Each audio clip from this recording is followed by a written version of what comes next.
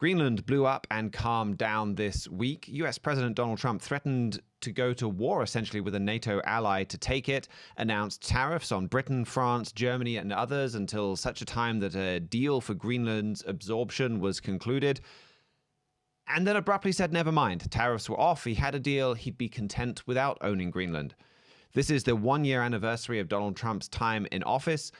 What on earth is going on? Where is this leading? We'll take a look at this and more on today's Trumpet World.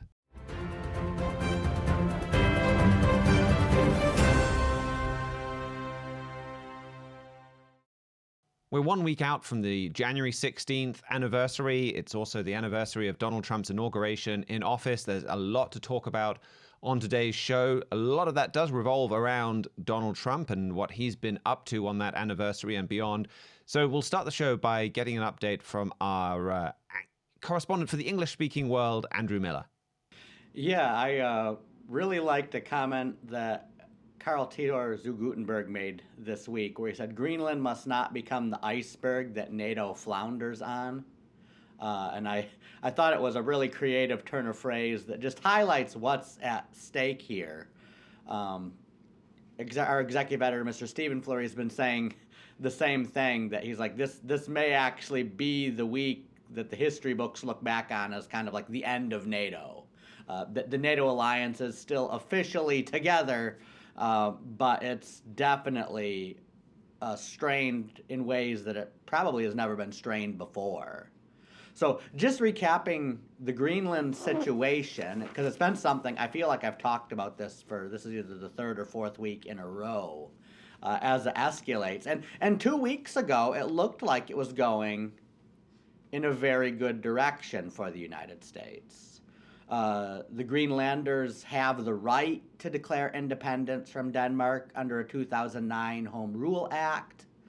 About 80 opinion polls consistently show that about 80+% of Greenlanders want independence from Denmark, as long as it doesn't hurt their standard of living. A Greenlandic independence referendum is being planned for 2029. And so Donald Trump instructed his State Department, Marco Rubio and others, to put together a cash package where they're talking about giving up to $100,000 per Greenlander to help incentivize them to vote for independence and show that they would have had U.S. support. And it looked like this wasn't something that was going to happen this week, of course, but, in the next decade or so, you could have had an independent Greenland very closely aligned with the United States. Then Donald Trump, kind of inexplicably, before the negotiations over the cash payout deal were even over, started talking about, well, we can do this the easy way or we can do this the hard way. And this talk about the hard way, or floating the idea of military invasion, understandably spooked quite a few of the Greenlanders who had protested in Greenland against the United States.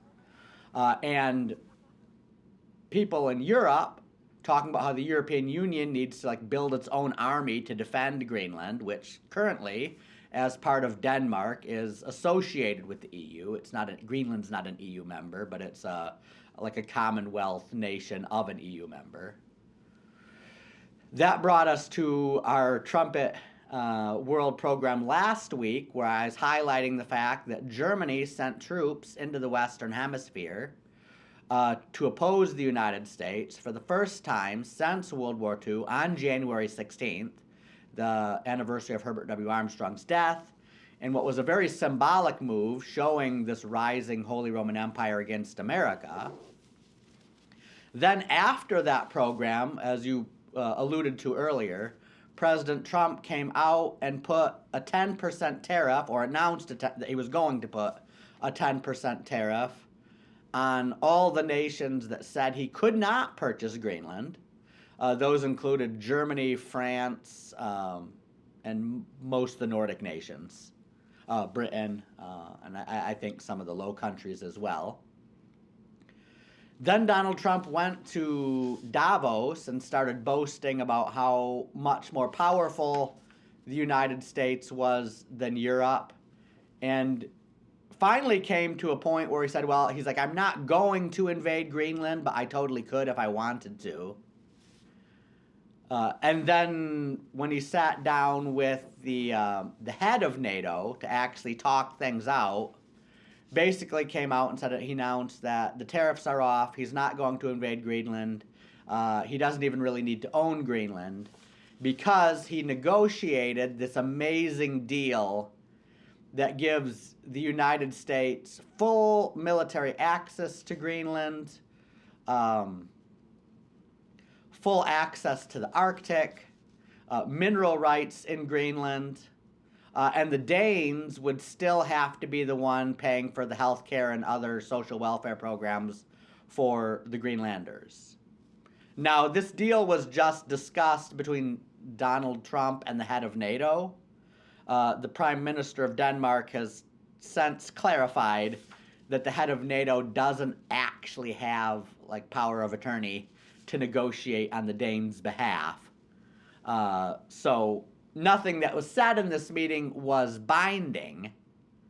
And the meeting, the things he was saying about this deal sound a lot like the 1951 Defense of Greenland Agreement that the United States still has with Greenland. After World War II, we made an agreement with Denmark saying that we would defend Greenland, and we recognized Danish sovereignty over the island, and we specifically said that all military bases in Greenland would fly both the U.S. and the Danish flags at the same level, representing co-sovereignty,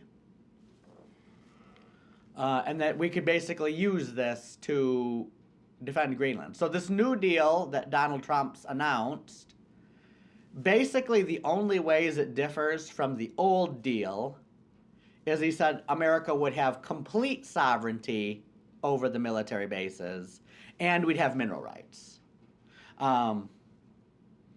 In practical effect, and like I said, the Danes dispute this, but if he's right about the complete sovereignty over the bases, in practical effect, that means we don't have to fly the Danish flag next to the U.S. flag.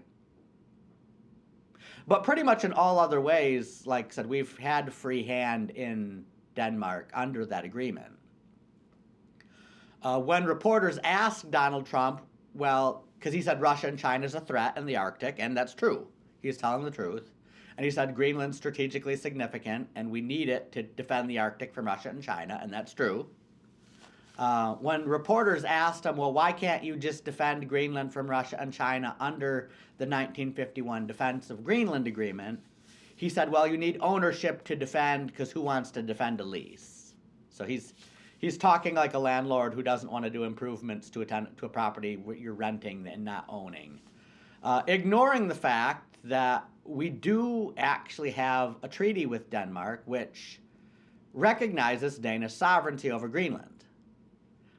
He also made a comment about how, well, Denmark doesn't own it just because a boat landed there 500 years ago. He's like, well, no, we have recognized the boat's not important anymore. The United States has recognized Greenland as Danish territory and doesn't have moral right to take it unless, Denmark explicitly allied with China against the United States, and then you're taking it in a matter of self-defense. But at least no one's made any claim that the Danes weren't letting us use the military bases under our agreement. So my take on this, and it's hard to unriddle some of President Trump's moves sometimes, is this is just really a breakdown in diplomacy. I did a trumpet brief yesterday titled Speak Softly and Carry a Big Stick, based off Theodore Roosevelt's comments on diplomacy, where he said when you're conducting diplomatic relations with other nations, he said if you brag and bolster and insult people, you're going to stir up strife and cause yourself problems. But if you're polite and don't have any power to back up your request, no one's going to respect you either. So you have to speak softly and carry the big stick. In this case, like I said, the U.S. military, most military analysts agree, is stronger than every military in the European Union combined. So we've got the big stick part down pat.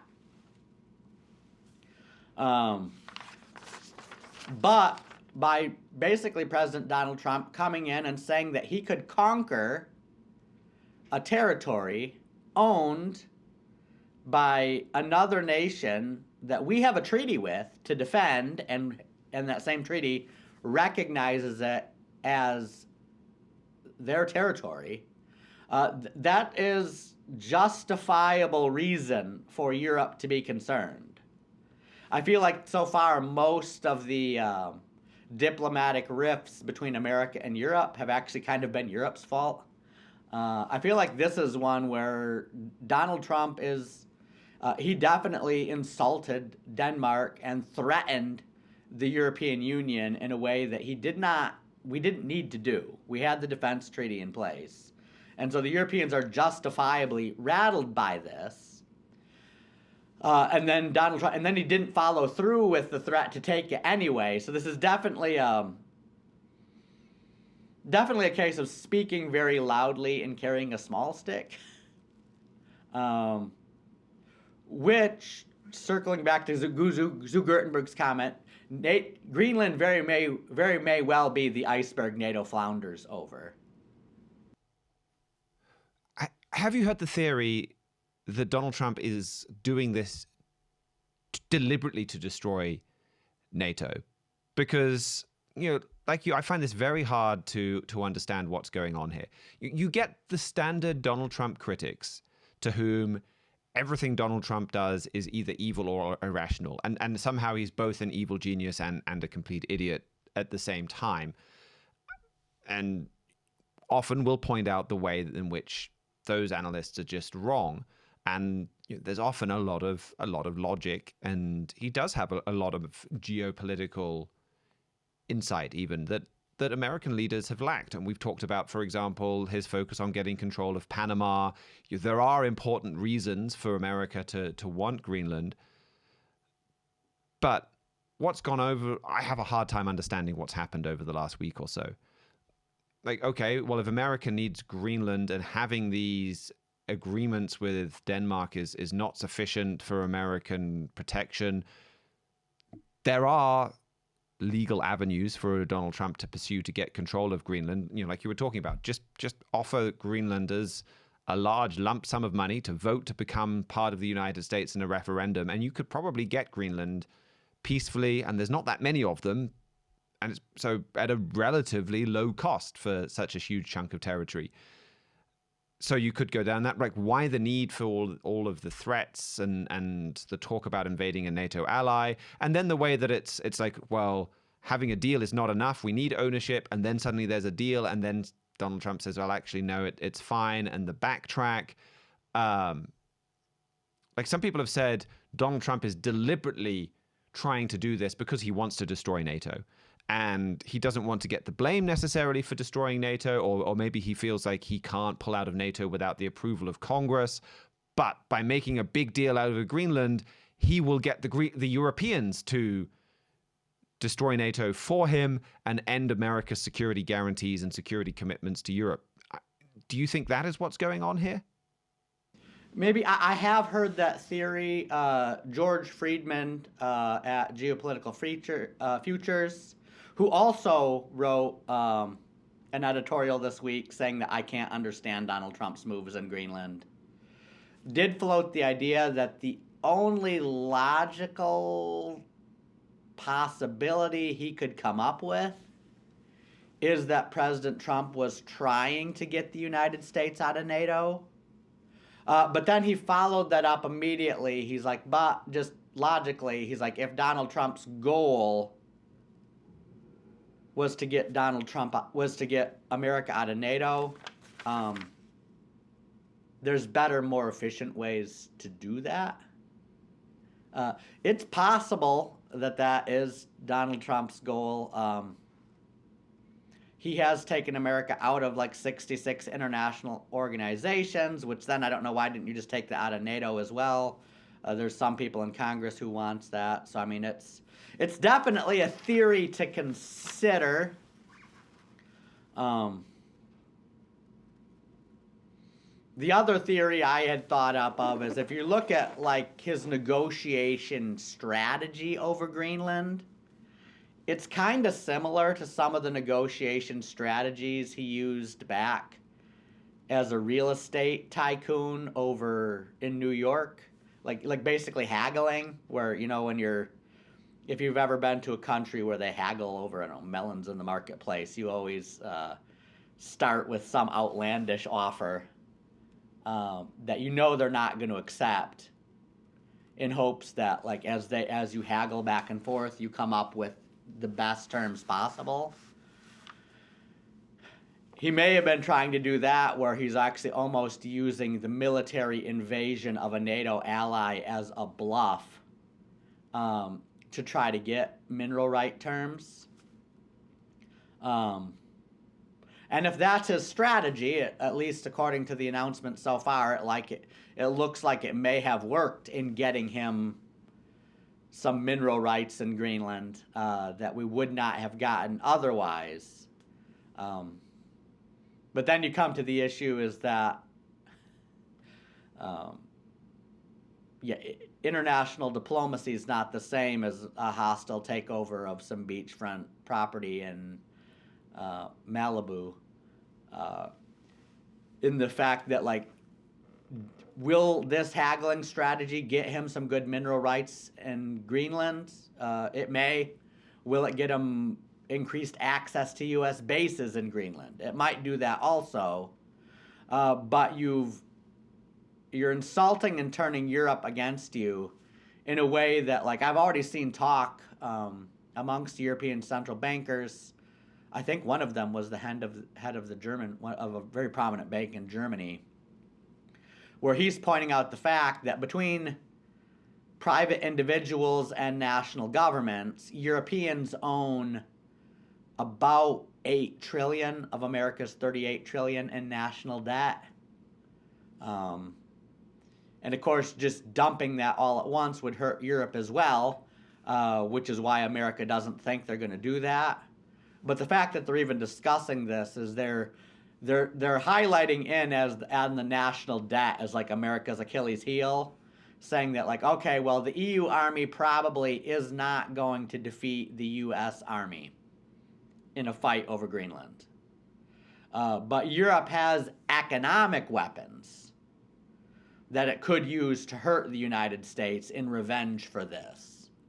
And that was actually exactly my next question, because I have heard some people say this is why Donald Trump changed course, and that it was the bond market and pushes by some European leaders and politicians to stop buying US treasuries that caused that turnaround on Wednesday. And I mean, personally, I don't think that effect was big enough yet to prompt that turnaround, but it really does highlight America's vulnerability here. From January 12th to January 15th, so that's just 4 days, the US Treasury sold $654 billion of debt.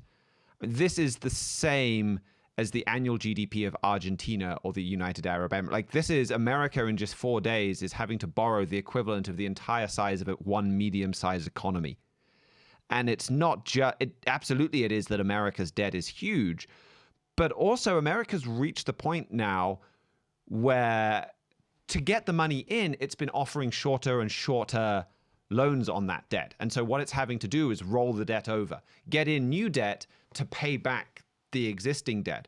So last year, the US Treasury had to issue 30 trillion US dollars worth of debt, 100% of America's GDP. For Japan, it's 31% is how much they had to loan out as the equivalent of their GDP, 19% for France, 10% for the UK. So America, like, compared to the size of its economy, it's just having to constantly bring in more debt. And this is something that's increased under President Trump. So Scott Bessent, he is moved to what has been called activist treasury issuance, where he's putting on more and more short-term bills in order to try and keep down the interest rate. And the previous rule from the Treasury, or the watchdog, was that short-term debt would only be 20% of the overall issuance. And anything above that was kind of considered the danger zone. And under Bessent, where America has gone to 40 to 50%. What this means is, okay, America's debt is still really, like, that doesn't necessarily, the balance of short-term versus long-term debt doesn't change the overall debt. It's still, America's still very indebted, but it does make America very vulnerable to nations saying we're not buying America's debt. And actually America can be brought to its knees much more quickly through using these kind of weapons. And then Mark Carney was at Davos this week, kind of actively talking about using this to try and make America behave. I mean, that I think is another major takeaway from what we've seen this week in Greenland. Maybe it wasn't people saying we're going to stop buying U.S. Treasury bonds that caused Donald Trump to change his mind. Again, personally, I don't think it was. I think it would have needed more time for that strategy to take effect. But it absolutely does highlight those economic weapons like you were talking about. Yeah, in a way that's very prophetic as well. Actually, when our Mr. Gerald Fleury wrote his book, Ezekiel, the End Time Prophet, he wrote that book several years ago.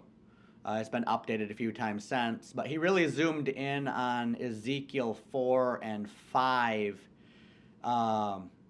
in ways we'd never zoomed in on before. And there's kind of a mysterious parable in Ezekiel 4 about Ezekiel laying on his side for 390 days. To where, and he brings out in that chapter that before, just with our understanding of Bible prophecy about the Holy Roman Empire invading America, we were kind of expecting Europe to build up this EU army that was greater than either the United States or Russia's, and just come in here with overwhelming military force and conquer the United States. Then this Ezekiel 4 highlights that actually what's prophesied is a 390 days of intense economic warfare against America before any Holy Roman Empire troops show up in the country. Showing that economic warfare is really what weakens America to the point where it could be invaded. I mean, I guess we'll see how things play out, whether this European Union army they're talking about does actually become greater than the U.S. army is today.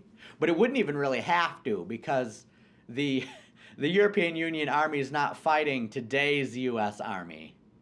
They're fighting the U.S. army after it's been just gutted by this 390-day trade siege. And so the Europeans, they have really focused in on the weak spot, that they know that, like, right now, they really wouldn't have a chance against us militarily.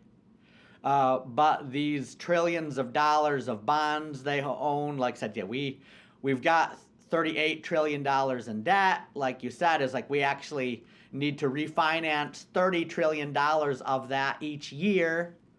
The Europeans own about $8 trillion of it. I think the Japanese own another trillion, and the Chinese maybe a little under $1 trillion, but roughly in that ballpark.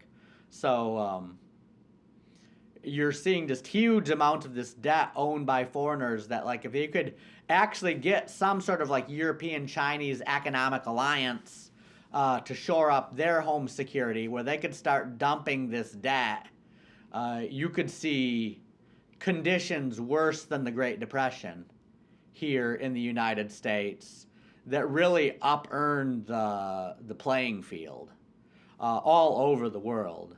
And that's why some of Donald Trump's just bellicose talk is so ill-advised. Is he's coming at this from the standpoint of, like, I'm so much more powerful than everyone else on earth that I can take land from a NATO ally if I want to, and no one can stop me. Even though the economy is the U.S. weak spot, and the weak spot America's enemies are going to exploit to be able to stop them. And this brings me to exactly what I wanted to talk about for the Europe story, that I think it's definitely worth keeping you kind of on the line for, because it absolutely involved the United States, and you've written about this as well. And that is the European Union and MERCOSUR, the Latin American trade bloc, signing the world's largest trade deal on Sunday. Like, this is connected to the Greenland story, where you're seeing, well, the Paraguayan president, he called it the largest free trade agreement in the history of humanity. The Brazilian president, he wasn't there, but he did put out a statement or give a speech. He said that that in signing this deal, we will make history by creating one of the world's largest free trade areas, bringing together some 720 million people, a GDP of over 22 trillion. This is something that Herbert W. Armstrong wrote about for decades. This is something that Mr. Gerald Flurry has written about for years, that you're going to see these different countries come together. And it's tied in exactly in that siege prophecy that you just talked about, where if you think about bringing down America economically, then, yeah, selling treasuries, dumping the dollar, like there's a lot of damage you can do there. And then, though, if you really want to be able to turn the screws on America, you need to be able to have an ability to physically cut off trade. And potentially then, well, the Bible talks about you've got the siege, and then this brings down America, this weakens America to the point that it can be invaded. Well, then you need staging posts, and you need places within the American hemisphere to be able to invade America from. And so a big part of that is Latin America. And so Europe is preparing for that now. They're building this relationship with Latin America now. Mr. Flurry talked about this in a 2019 Key of David. Here's just a couple of clips from that. Latin America is helping to create the Holy Roman Empire. And they have a lot of rich resources that the European Union or the Holy Roman Empire needs. And of course, they're providing some great needs that the Latin American people also have. Brazil has a new president, and he's helping to push this deal through. But what you need to realize, and what we all need to realize, is this is going to affect our lives and your life in a way that perhaps nothing has ever affected it before.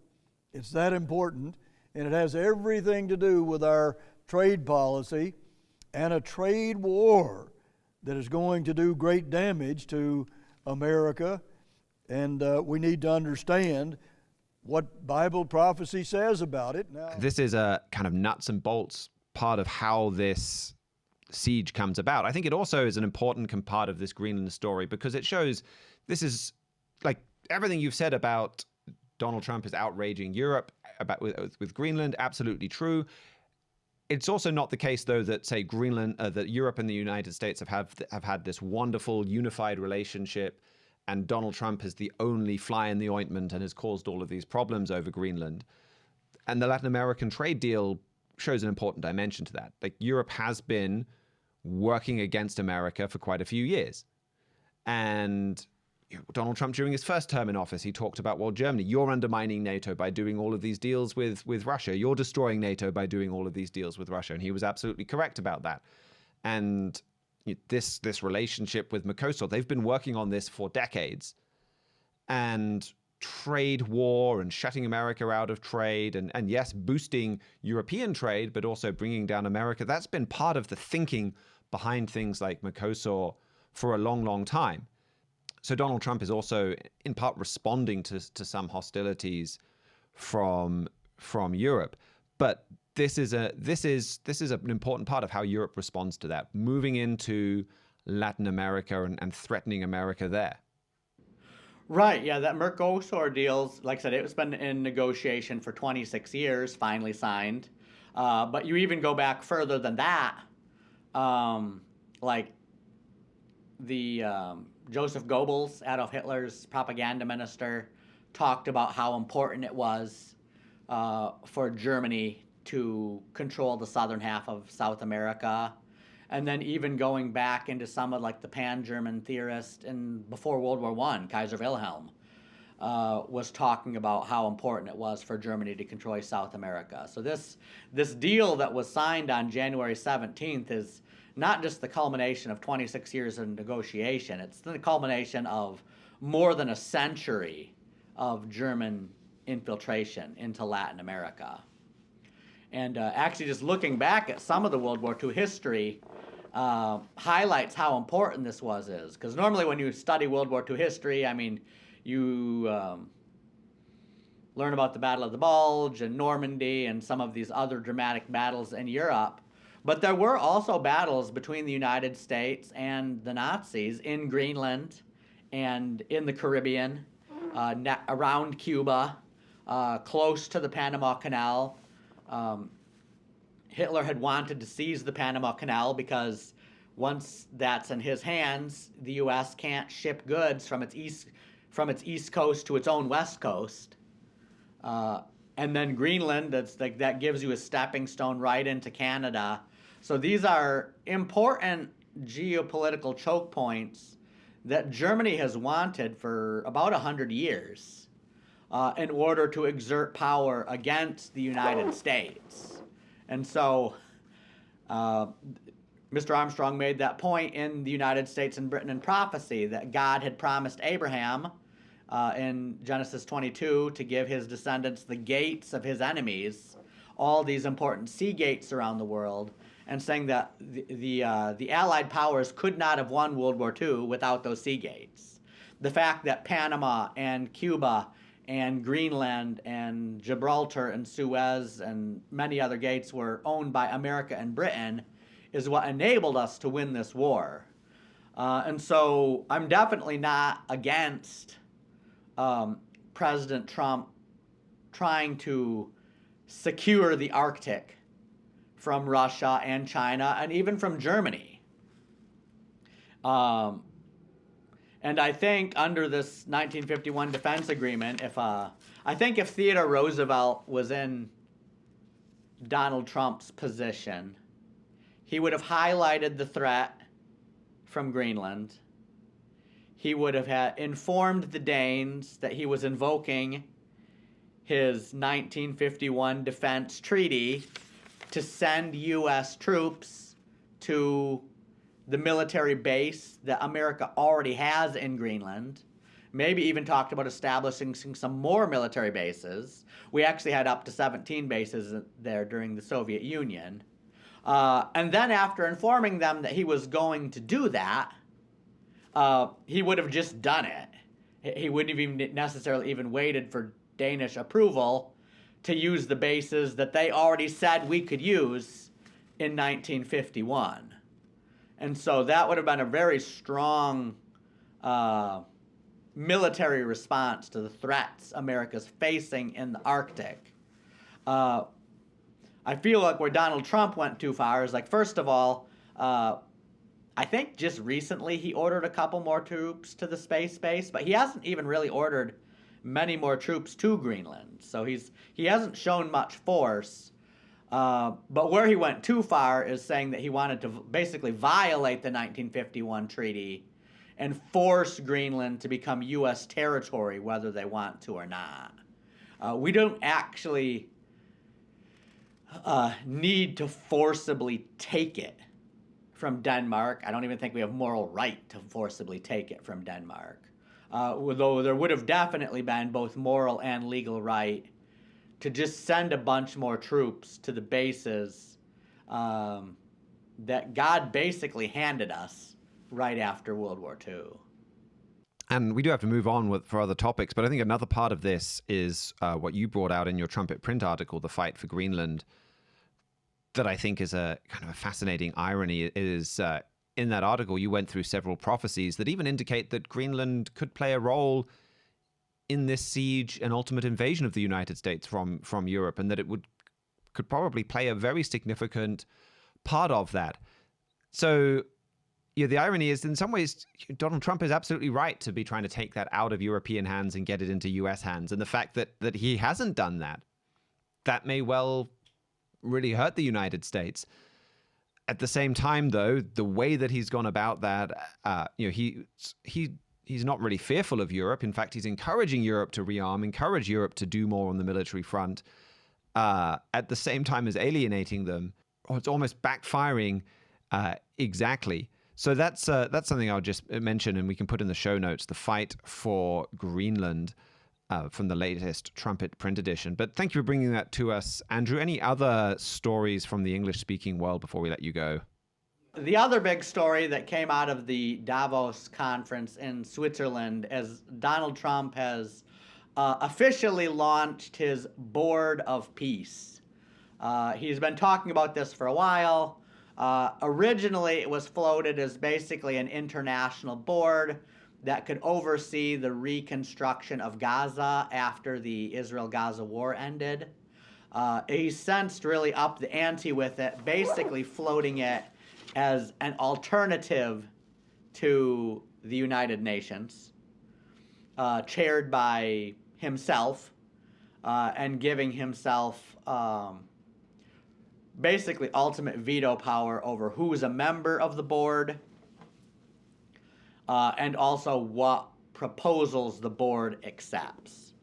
So he got 20-something nations to sign on to the Board of Peace at the Davos conference. I think a few others have signed on since then. So far, basically because of tensions over Greenland,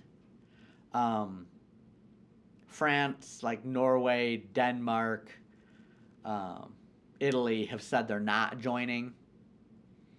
I don't think Germany or the Vatican have made announcements yet.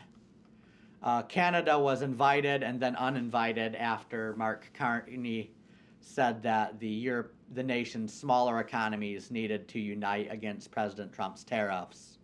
But he has gotten several to sign on. Israel signed on, which makes sense because they've probably got the most to lose in the Gaza reconstruction effort. And then there's been many other smaller, like Argentina or Belarus, and I don't remember all of them, but many other nations that have signed on to this board. And I'm sure we'll be talking more about it in the future, but yeah, Mr. Fleury has been talking about on the Trumpet Daily this, that it is kind of reminded where Herbert W. Armstrong went to the founding meeting of the United Nations and said he didn't see the seeds for peace being germinated. He saw the seeds for the next war. You could definitely say the same thing as this Board of Peace, is that like he's announced this Board of Peace that's apparently supposed to be way more effective than the United Nations at ending wars and creating peace around the world. At the same time, he threatened to invade Greenland and enacted tariffs on nations that are nominally his allies, and has actually really sowed the seeds for the end of NATO. So it's like you really look at this Davos conference, and like, I think future historians are not going to say that like, okay, this Board of Peace is what really created world peace. It's like, no, what happened at this Davos conference really highlighted the end of NATO and the beginning of the era where Europe and America are actually enemies willing to go to war with each other again. A couple other stories here in the Anglo-American region. Another one relating to what we've been talking about is there's been a lot of speculation about this, but Donald Trump finally came out and said that he is seeking regime change in Cuba. And so now that he actually has a little more influence over Venezuela, he didn't actually get regime change in Venezuela. He just arrested the president and made the vice president the new leader. But he does have a little bit more control over the oil in Venezuela, trying to cut oil exports off from Cuba, seeing if you could get Cuba to finally give up communism after all these years, which in and of itself is a very good goal. But in light of everything else we've been talking about, Cuba is very closely integrated with Venezuela, and Venezuela is a suspended member of the MERCOSUR agreement. So I feel like Donald Trump's moves in Venezuela and Cuba could actually help rope both Venezuela and Cuba into the MERCOSUR alliance eventually, putting them in this new MERCOSUR EU trade alliance against the United States. Basically ending up where you've swapped the Soviet, not the Soviet Union, but you've swapped Russia and China as our main enemies in Latin America and replaced it with the European Union as our main enemy in Latin America. And then one final story just on some of the domestic problems here in the United States. The protest against Donald Trump's efforts to deport illegal immigrants are still going strong in Minnesota, with this week a group of protesters affiliated from Black Lives Matter even interrupting a church service at a Baptist church where one of the pastors was also a field agent for ICE, Immigrations, Customs, and Enforcement. And that pastor wasn't there when they interrupted the service, and so no one was hurt. But it's definitely more of a show of just kind of like this radical leftist Marxist insurgency movement, specifically targeting the Christian community in the United States. And those same Bible prophecies we talked about in Ezekiel 4 and 5 talk about like civil war-like conditions in the country while that 390-day trade siege is going on. So as we see this trade siege against America, the beginnings of it start to germinate, we're also seeing some of the beginnings of the civil war in America with you've got your Christian community on the one side, and then this radical Marxist movement that gained such preeminence under Barack Obama and Joe Biden, still playing an influence in American politics. Well, thank you very much for that, Andrew. That talk about the board of peace at the end there, I think that tees us up nicely for Mihailo Zekic and the Middle East, as one of the big stories from there comes from Donald Trump now starting to pile the pressure on Israel as he puts his vision for peace into practice. Yes, so as Andrew mentioned, the context of the board of peace, it was originally supposed to be how Trump would fix Gaza, and we got a few updates on that front while he announced his new alternate UN, as you said. On January 14th, Special Envoy to the Middle East, Steve Witkoff, announced Phase 2 of the Israel-Hamas ceasefire that President Trump brokered last year. Now, what's notable about this is that Phase 1 hasn't actually finished yet. Hamas was supposed to give all Israeli hostages it held, living and dead, back to Israel, and there's still one body that has yet to be returned for weeks. But also notable is that Witkoff made the statement without Israel or Hamas basically acknowledging that this was the case. The two parties to the agreement didn't actually say that they were ready to move on, and the details are scarce, but the implication is that Witkoff, probably under orders from President Trump, decided to unilaterally announce the second phase of the ceasefire without Israel and Hamas being on board with it. Now, this phase would include an Israeli complete withdrawal of the Israel Defense Forces from Gaza, which Israel has not said they would do, or at least they would only do that once Hamas demilitarizes. And Hamas also is required to lay down all arms, which they definitely have not said they would do. They said they don't want to do it. They have not given a timetable on potential scenarios. So it really is hard to see how this second phase of the ceasefire will move forward. But that doesn't mean that President Trump, with his Board of Peace, is not trying to move this forward. On January 16th, important day, as we've talked about for several episodes thus far, President Trump announced the new executive board for Gaza, or the actual international oversight for Gaza under the Board of Peace that is supposed to take over from Hamas. Now, this includes several representatives of different countries in the Middle East and around the world, including Turkey's foreign minister, Hakan Fidan, who, for any longtime viewers of our program, knows Turkey is one of the main sponsors of Hamas. Turkish President Recep Tayyip Erdogan is a massive enemy to Israel, and also included a Qatari official and one Israeli businessman, but no Israeli government representatives. Now, this is leading up to January 16th. Sorry, I just mentioned that.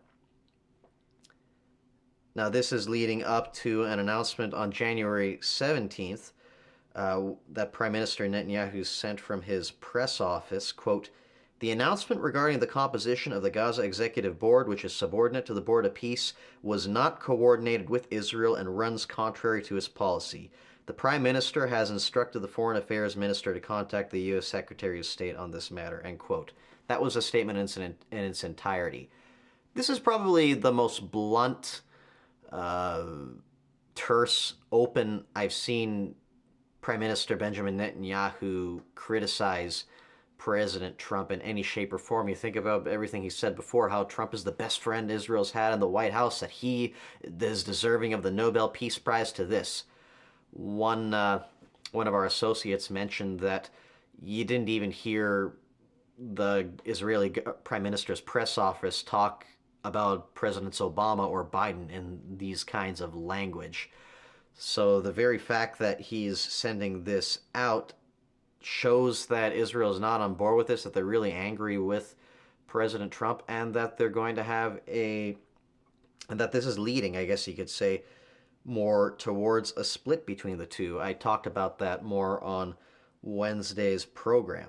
But you're really seeing this whole push for peace on the anniversary of the original Trump-pressured ceasefire a year ago on January 16th, 2025. And this situation with the Palestinians really become a big divider between the governments of Mr. Netanyahu and Mr. Trump. Yeah, it's quite a surprising dynamic, or an interesting dynamic, that we've seen from President Trump. I mean, what do you make of this, where things tend to, it seems like we seesaw backwards and forwards, and you see Donald Trump come out and, well, certainly during his first term, he made some very pro-Israel statements and comments, and since then, he in his second term in office, he's done some very pro-Israel things. He's done some things that have really hurt Israel, like his insistence on pushing for peace deals and prisoner releases and compromise with Hamas. How much of this is from Donald Trump versus how much of this is, say, an anti-Israel position from those around him, do you think? Well, it's funny. You look at Benjamin Netanyahu's autobiography, and he brings up the Abraham Accords, the Trump negotiated deal between Israel and the UAE.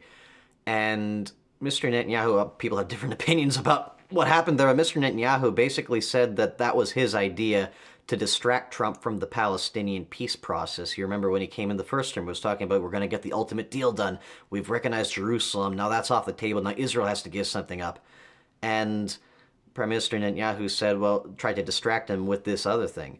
So I think that his goal of getting this ultimate deal going has been around basically from the beginning.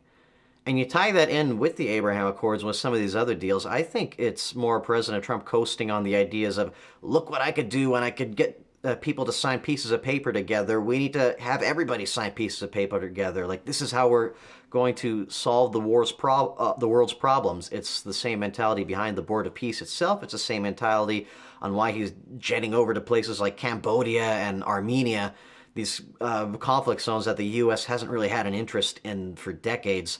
Now all of a sudden he's putting himself in the middle of them.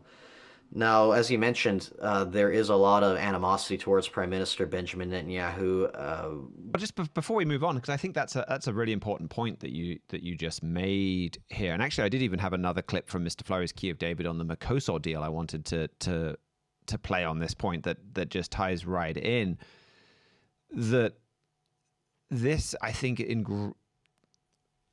like this is the big weakness, and the big weakness isn't really. Like, I think it's just fascinating that we're talking about this, and you bring it to Donald Trump's self-reliance and his belief in himself that he can fix this, that he can solve everything.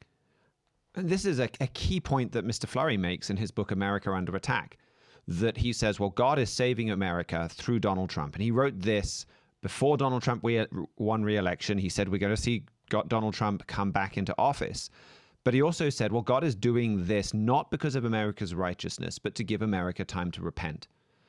And that what Donald Trump needs to do, if he's going to, or what needs to happen for this to resurgence, for blessings to come back to America, for this to kind of be permanent and more than just a temporary pause in cursings, is to lead the nation back to God. And instead, what Donald Trump is doing is saying, well, I did this. I can solve this. I can solve everything. And it's very much a look to self. America is great already. America is moral. America is obeying God already. That's kind of the message from a lot of the MAGA movement. America does not need to change. And that's the opposite of the message America needs. And it's this kind of self-reliance that is at the root of so many of these problems. And even on the MERCOSUR deal, this is what Mr. Flurry had to say in that 2019 Key of David. But anyhow, our spiritual father is angry because we're trusting in men. But again, you have to remember, we can't be besieged economically and in a trade war unless Latin America is a part of that besieging. Then we're surrounded. And it's going to work out badly, and God is actually putting it in their minds to do that because he's very unhappy with us. All of those curses that Andrew was talking about come from ultimately us trusting in man instead of trusting in God. And then all of these curses in the Middle East, they stem from the same source. So just a really important connection between, say, the geopolitical news, the geopolitical mistakes, and ultimately our moral failings, because that's where they come from. That's where all of these curses and troubles come from, is it comes from sin. And that's what we see even in things like this board of peace. But sorry, Mihailo, I think you were going on to move on to a slightly different point. Yes, I wanted to also mention that among a lot of President Trump's MAGA base, some of those that maybe are just commentators he's interested in the opinions of, some of whom have important roles in the government, they do view Israel and Prime Minister Netanyahu especially as a bit of a leech to the United States, that they're using our resources for their wars, they're sucking us into the Middle East, etc., etc. We don't need to listen to them. We need to start taking the Arabs a little bit more seriously. Andrew has written an article about that called MAGA Split Over Israel that goes into the details more about that. But I think if I remember correctly, one U.S. official speaking with Axios about Netanyahu's relationship in Washington said that basically the only friend he has right now is Trump himself. Everybody under him in military planning and foreign policy, etc., doesn't really like him anymore. And those are obviously the people that are carrying out the day-to-day operations of the government under President Trump. Those are the ones giving him advice on what to do. So that is probably factoring a little bit in as well through some way. Now, I talked about this, of course, on our Wednesday program, and if you'd like to learn more about the details on where this is leading, all the prophetic implications, we have an entire 40-minute segment that you could listen to on that from earlier this week. Well, thank you for that, Mihailo. Any other bits of news from the Middle East that we need to be aware of? Just one I'd like to bring up. This also happened on January 17th. There was a statement between the Catholic, Orthodox, Anglican, and Lutheran churches, or their dioceses in Jerusalem, that was pretty eye-opening. I'll just read a couple of sections of that. Quote, "Recent activities undertaken by local individuals who advance damaging ideologies, such as Christian Zionism, mislead the public, sow confusion, and harm the unity of our flock.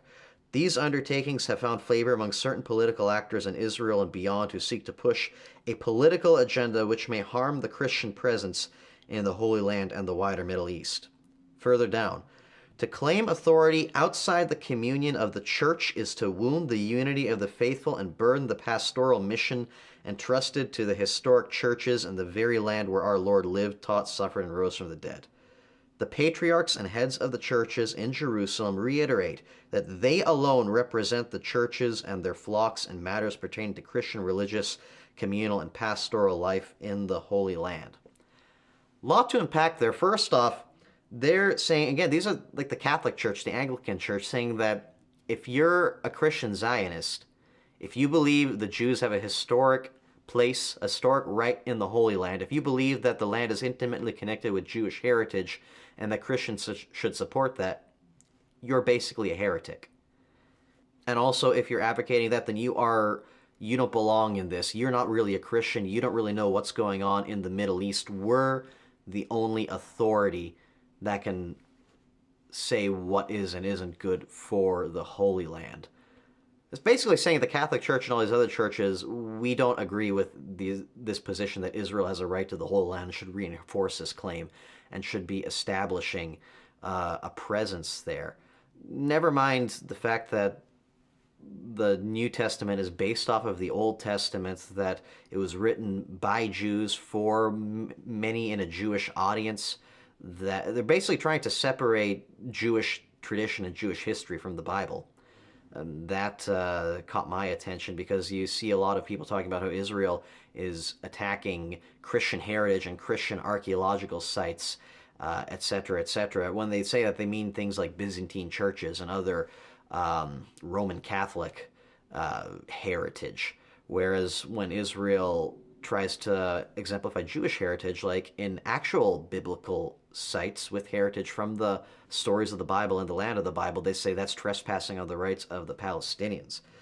And that reminded me of an article you wrote called Catholicism versus Woke Christianity, where these traditional groups, including the Catholic Church, are showing themselves as the main guardians of the truth. When they do so, they're sidelining biblical tradition in so many ways, and I think this is reflective of that.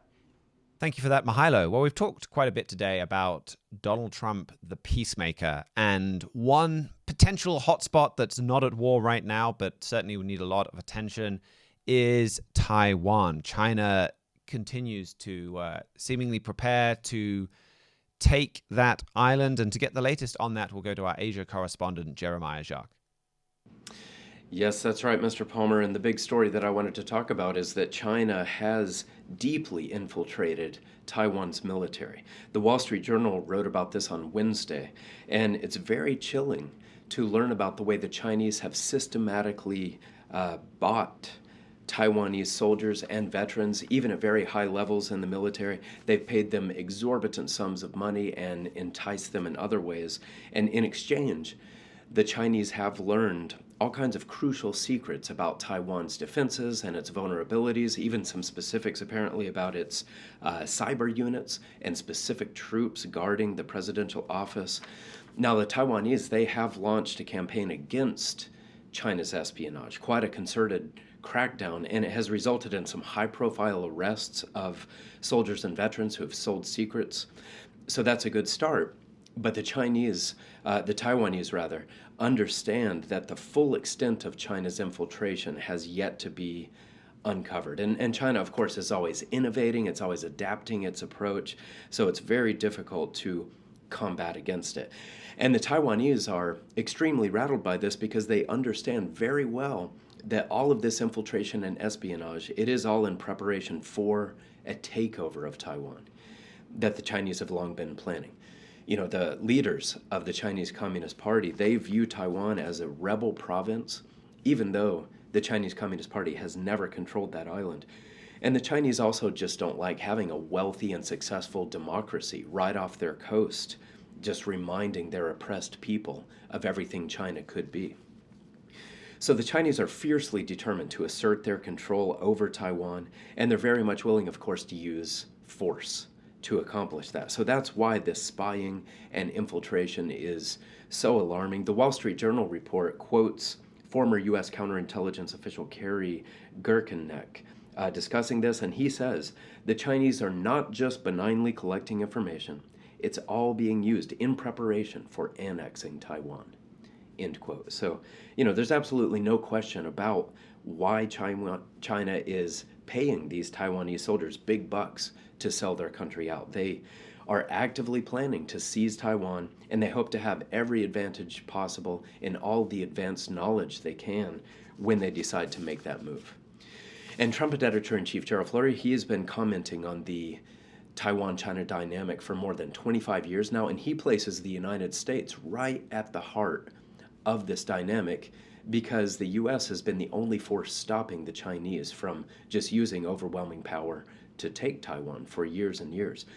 Back in 1998, Mr. Flurry quoted U.S. President Bill Clinton, who had made some remarks basically throwing Taiwan under the bus at that time, just making some statements opposing Taiwan's independence. And Mr. Flurry, in that article, he called the Taiwanese our freedom-loving friends. And he made very clear in this article that America should support and defend them. There was no pragmatic isolationism or any sort of dispassionate realpolitik in his assessment. Mr. Flurry made very clear that the U.S. should support Taiwan because they are our fellow democracy and they are our freedom-loving friends. But Mr. Flurry said that Bill Clinton's statements meant Taiwan's days of freedom are numbered. He said that they would eventually be conquered by China because of what he called, quote, a pitifully weak-willed America. And his view of the whole dynamic is based on biblical prophecy and specifically a passage in Leviticus 26 showing that America would lose the will to really use its power. And we have a free booklet called Russia and China in Prophecy. It includes a whole section about China and Taiwan, and it's all built on Mr. Flurry's comments about this flashpoint. So I would encourage anyone who doesn't have a copy of Russia and China in Prophecy to pick your free copy of that up and understand the big picture of this situation. Well, thank you very much for that, Jeremiah. Any other news stories from Asia this week? Yes, a couple of other smaller ones. First up, a quick story about Russian high schools. They have rolled out a new course called Fundamentals of Security and Defense of the Motherland. This course is mandatory for high school students across Russia, and in it they will learn how to assemble and operate attack drones. Classrooms will also be equipped with mock weapons, including AK-47 assault rifles and Makarov pistols and hand grenades as well, just for the students to become familiar with these weapons. And the curriculum even includes instructions on military enlistment after graduation, and there are classes laying out the penalties for anyone who fails to comply with Russia's conscription laws. So, this is yet another sign showing that eastern Ukraine is far from the end for Russian President Vladimir Putin's ambitions. He has big plans for conquering several other nations and territories, and in this story we see him planning ahead, getting teenagers across Russia ready to fight those future wars for him. And then one final story here about BRICS. This is the group with the initialism derived from the names of its first 5 members: Brazil, Russia, India, China, and South Africa. BRICS is often, in the news for its anti-American statements made by the member nations' leaders and just for their efforts to work against the US dollar and things like that. But the truth is, for all of its bluster, BRICS has really struggled to build unity among its members, and it's failed to produce any sort of workable economic mechanism, much less a defense pact. That's been the case since its founding. But this week, several of the BRICS members concluded joint naval drills off the coast of South Africa. This was called Will for Peace 2026, and it included naval forces from Russia, China, and South Africa, as well as some of the nations that have more recently joined BRICS, including Ethiopia and the United Arab Emirates. So it's a notable development for the BRICS nations. Maria Sayo of the South China Morning Post, she said that these maneuvers may be, quote, a gradual effort to normalize military cooperation within the BRICS framework, testing whether the bloc can expand its influence into the security realm without officially formalizing itself as an alliance. So this could be a notable step in edging BRICS toward more unity and more overt militarism. And it could play a role in the anti-American alliance that the trumpet has been watching for based on biblical prophecy. Well, thank you very much for that, Jeremiah. And just as we round up the show, I just want to draw attention to the fact that all of these events were happening right on and around the weekend of January 16th. I mean, this was the decisive weekend for tariffs, for Donald Trump's Board of Peace. The invitation letters for joining the Board of Peace, I think, went out January 16th, January 17th. The tariffs for Greenland were announced on January 17th. And it's very easy to see how we may shortly be looking back on this weekend as being a pivotal moment for the world. That this weekend, or this January 16th, I think that was the Friday, we may look back at that time period, maybe even that day, as a key turning point in the alliance between Europe and America. Even a key turning point in the alliance between America and Israel. And we put a lot of focus on that day. I had a few comments on the last show pointing to that, because that date was the day Herbert W. Armstrong died in January 16th, 1986. It's the 40th anniversary of that death. And I mentioned Mr. Flurry's book, America Under Attack, earlier in the show. And in that book, he says, with evil increasing in our world, I've seen more and more commentators talk about the fact there is a spiritual dimension to human life. A number have openly acknowledged the existence of God. Some have even said American politics are being influenced by the devil. They do not realize how right they are. And as he goes on to talk about in that book, Revelation 12 and verse 9 describes a time close to the end of man's rule over man, close to the return of Jesus Christ, where Satan is once again cast down. Mr. Flurry writes, this verse tells us that Satan and the fallen angels, millions of demons, were driven out of heaven and cast down into the earth and are now confined here. Never before has this world been so infested with demons. Look around. The evil proliferating in every direction has a source, and this prophecy exposes it.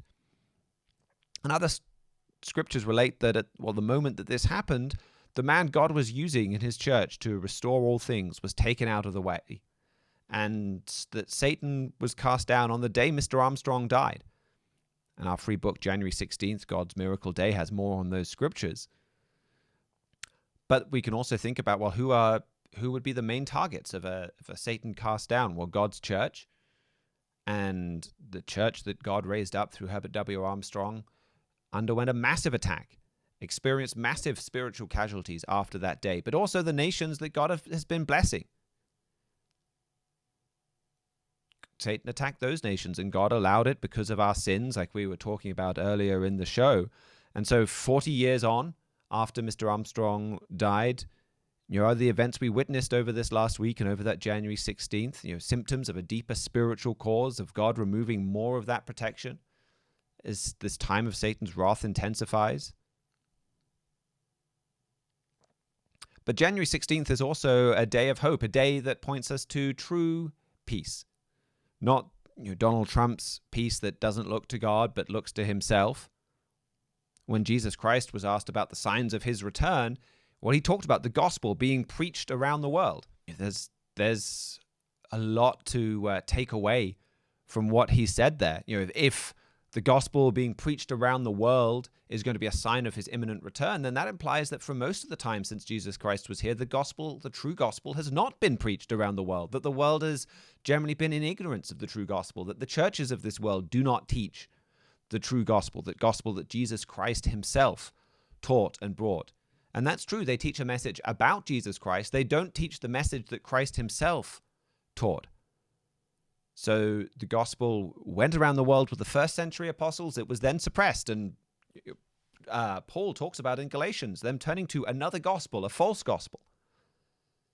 And elsewhere, in Matthew 17, for example, Jesus Christ talks about a man that he would use to restore all things. He would restore the gospel and then preach that gospel around the world. And he says that Elijah truly shall first come and restore all things in Matthew 17 and verse 11. And you can prove that Mr. Armstrong was that end-time Elijah. He restored the gospel, and part of that gospel includes the way to true peace. And he was even involved in a Middle East peace process, giving a tangible example of this way of true peace. And he died on January 16th, 1986. And that date reminds the world that there was an end-time Elijah, that he has come and gone, and that Jesus Christ is about to return. And it shows us that Christ is real, that he's fulfilling these prophecies, he's active. And that in that sense, he's restored the way of peace and the gospel to the church. In that sense, the way of peace is restoring the way of peace to the world has begun already.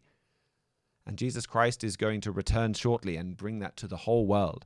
So there's a wonderful message of hope in all of these major news events that we've seen over the last week. You can read more about that in our book, January 16th, God's Miracle Day.